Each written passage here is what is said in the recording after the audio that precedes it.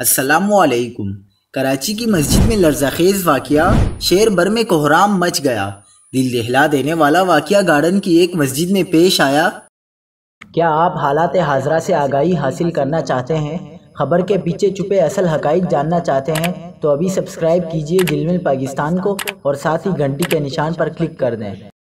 آپ کو بتاتے چلیں کہ کراچی میں فوارہ چوک گارڈن کے علاقے کی محمدی مسجد میں مؤذن نے نماز ظہر سے قبل خودکشی کر لی، جس کی شناخت گلستان کے نام سے ہوئی ہے۔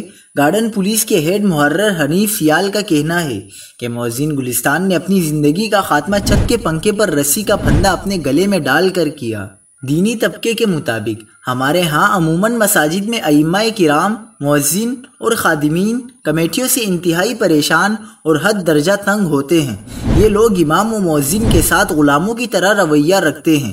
یہ خودکشی ایک مؤذن کی نہیں ہے، یہ جنازہ ایک مسجد میں اذان دینے والے کا نہیں ہے، بلکہ یہ ان تمام کمیٹی کے ظالم ممبران کا ہے جو ان مقدس ہستیوں ائمہ و مؤذنین کو ہمیشہ پریشان رکھتے ہیں، اور اللہ کا عذاب انہیں دنیا میں بھی پکڑے گا اور آخرت میں بھی۔